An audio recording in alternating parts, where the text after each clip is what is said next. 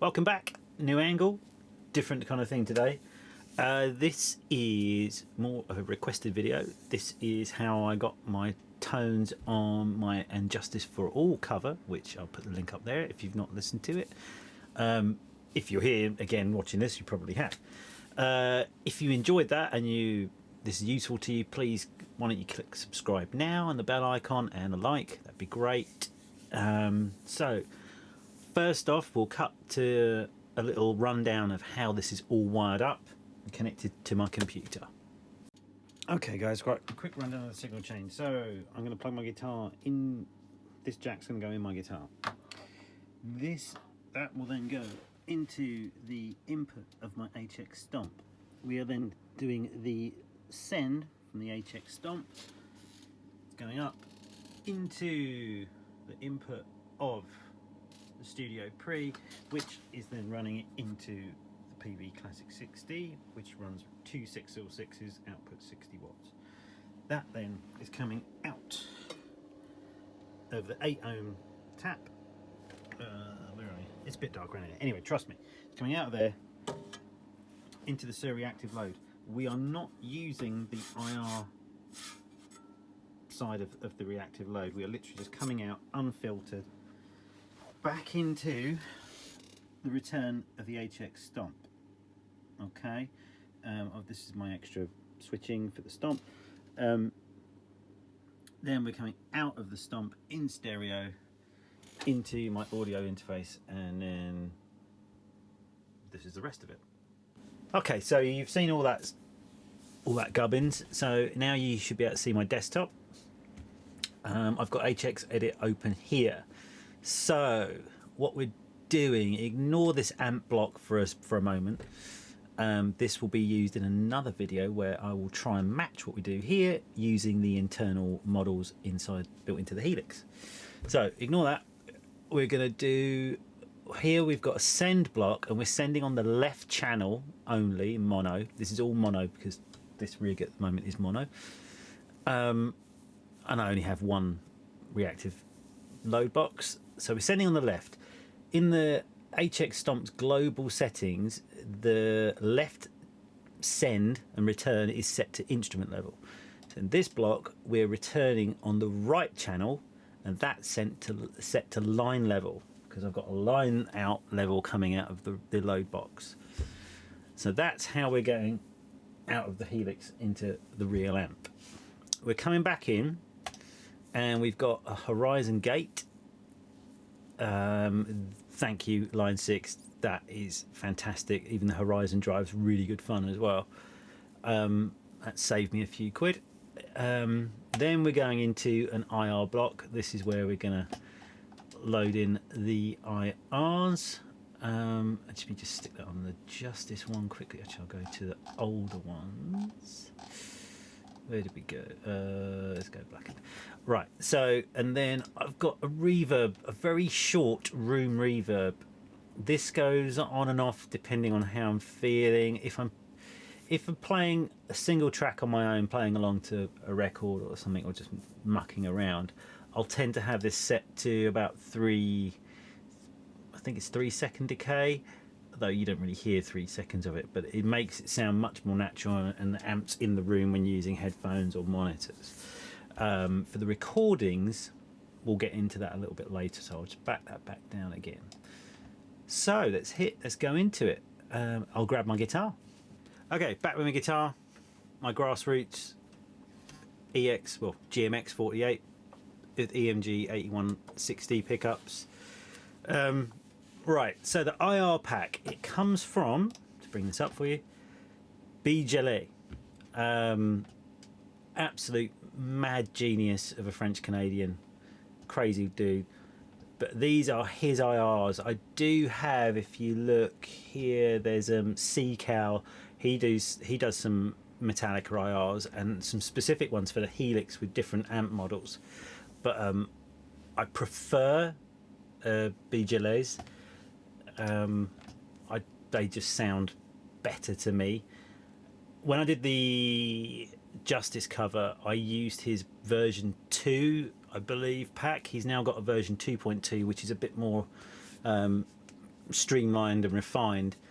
So we'll have a listen to some of those in a second. So initially I started out with the blackened IR, because obviously that's the first track you hear on the Justice album, and that's quite a distinctive tone. So on the Studio Pre, these will be tweaked as we go, just to dial in. I haven't brought up any reference tracks. We're just going to sort of muck around with it and show you where it goes on this. So we've got the volume, the input gain, at 6.5. Masters at about 4. We've got the treble control just cracked over 8. Bass at 0. Middle at 0. Now, the tone controls on a Boogie Mark series, you've probably heard this a million times, are pre-filters. It's almost like when you're using a tube screamer to pre-filter the sound hitting an amp to try and tighten it up or whatever you want to do with it. So think of a Boogie as having a built-in EQ before your distortion. Then it goes to all the gain stages. Reverb is off. Lead drive is at 4, just under. Let's make it 4. We'll tweak that for how much saturation we want. Lead master is at 5. The output on channel A is about just over 2.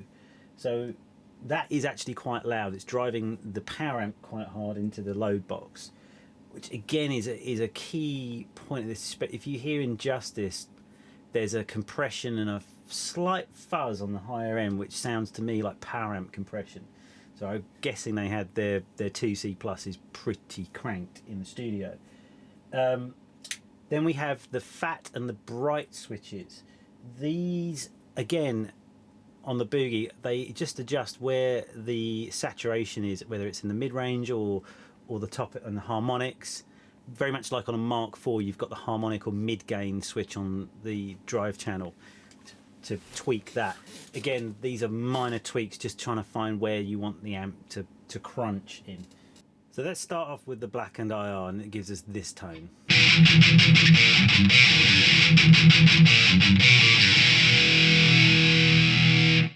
Oh yeah, the big thing, graphic. So the graphic, the 80 Hz is just bumped above halfway. The 240 is banging half. We've sucked out the 750 Hz to 222k is again halfway. The 660 was 6600k or hertz. That's sort of halfway between. It's just above the middle line. This one we need to tweak. This is where it's almost like a presence control. It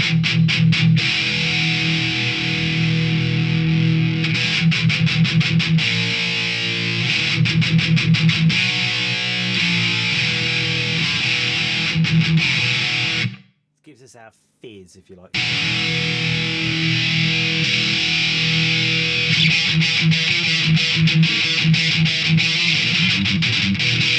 It's just a bit too much there. Back that off.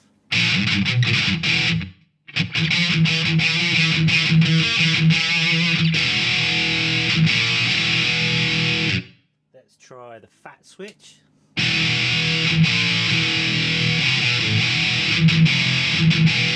It's giving us a mid growl. Let's try the bright.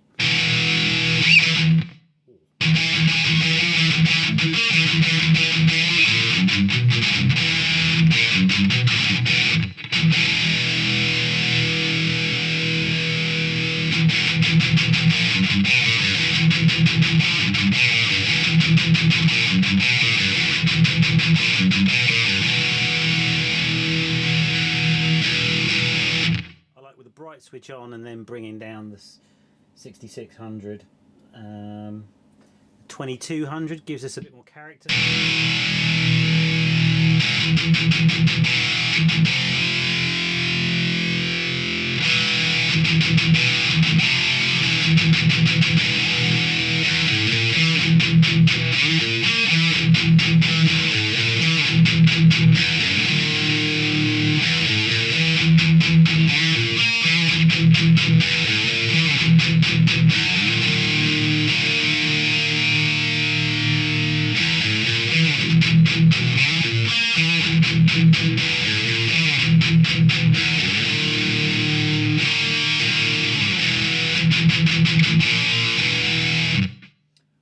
got the gain down a touch, because I find when you start double tracking, that's where, if you've got too much, it starts to get muddy.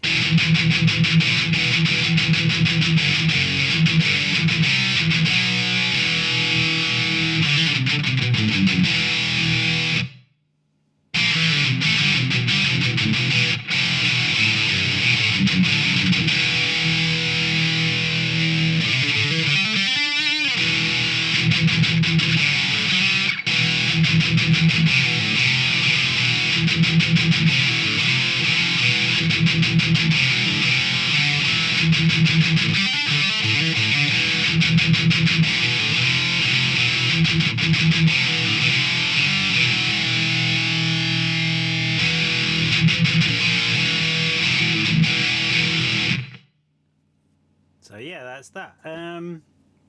Now the actual IR I used on the Justice track was the 1 IR.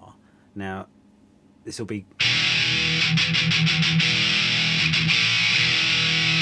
can hear a very different bass response on this one.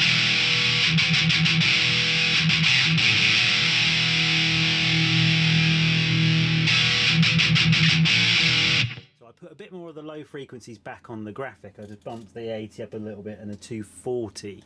So, but it's still tighter than the blackened IR, and I find when you start to double track and triple track, well, it was 2 tracks on the left, 2 tracks on the right, and then 1 straight up the middle. So it's 5 tracks in total for the guitars on that.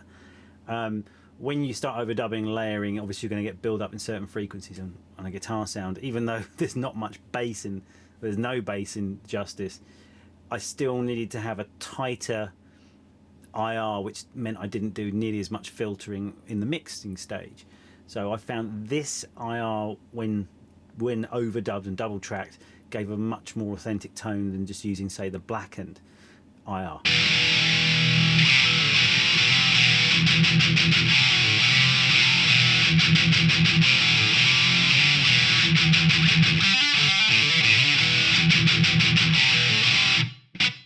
Let's turn off that reverb, because I think in that IR there's a bit going on.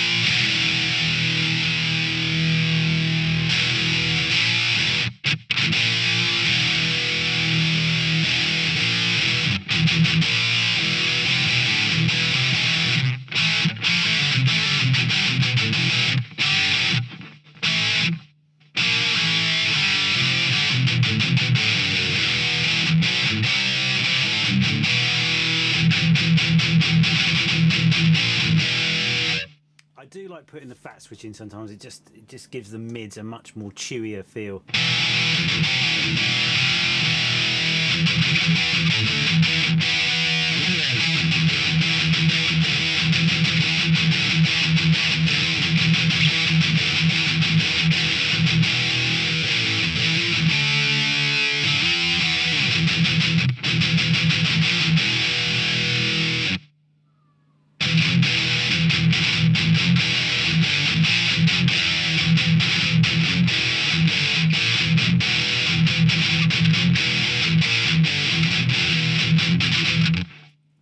So that's the one I used for the recording. What else have we got in here from?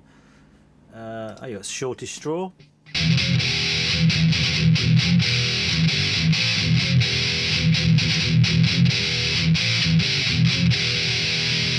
Again, like totally different. Like the IR's from the same album, like they're captured from the same album, but that doesn't, to me, remind me of Shortest Straw.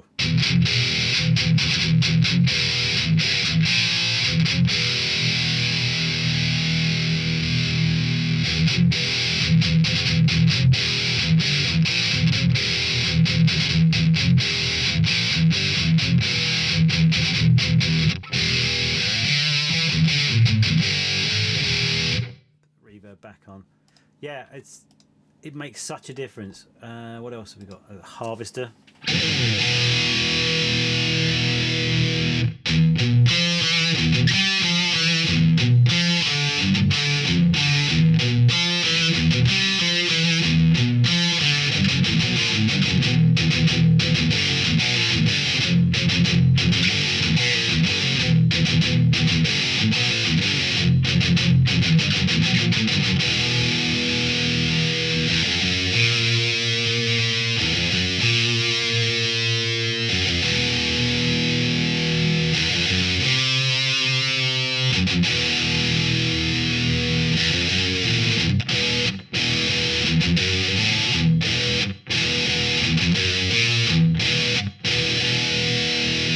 Try that without the reverb.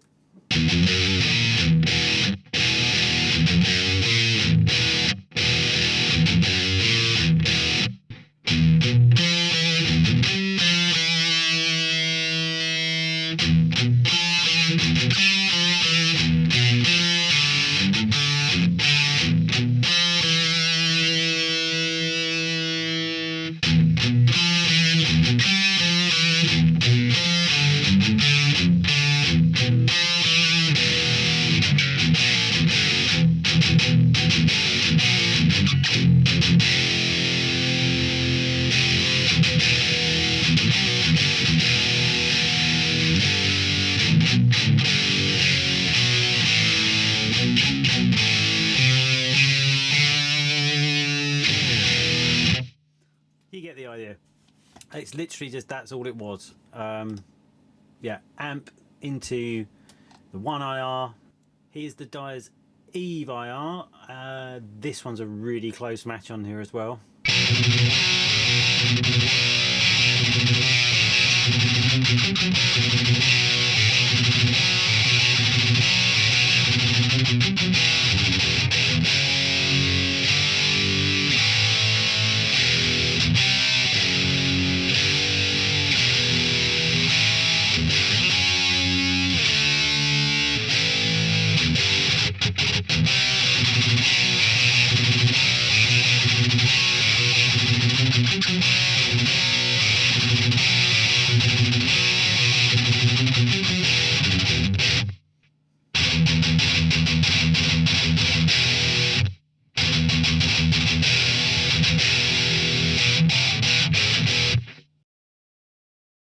Little bonus section on Garage Days. There's 3 Garage Days IRs in the new version 2.2 of BGelais IR pack, and this is the Bread Fan IR.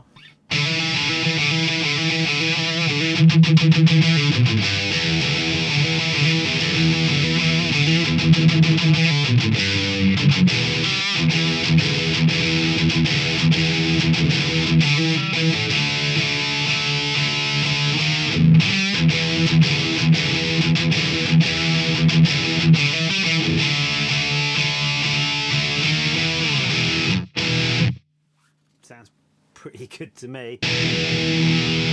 Best riff on Garage Days though is definitely the Wait. I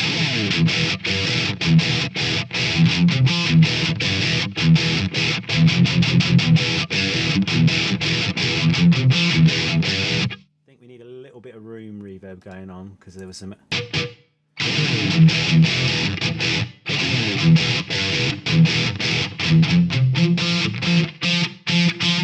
Darken that reverb up a touch. Where are we going? Yeah.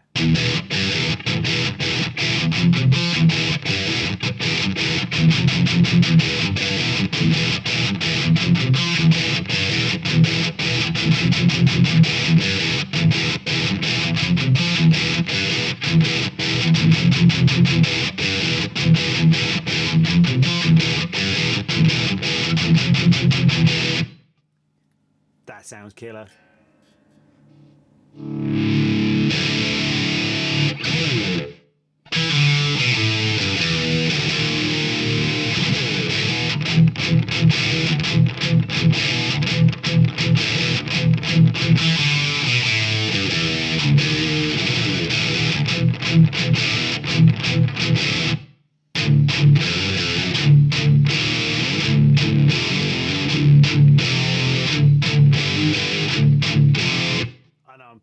wrong, but.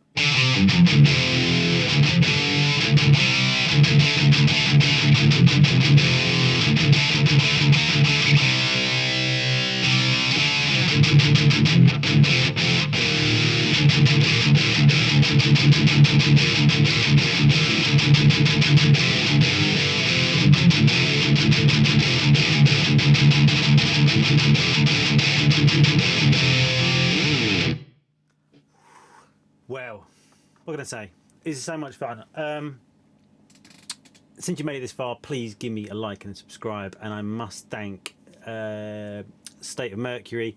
If you haven't seen any of his videos, he does rework some Metallica songs. He'll do, like, say, Enter Sandman on Master of Puppets or Blackened on the Black album, and like re-record, remix them, even like just almost rewrite them in some respects as well.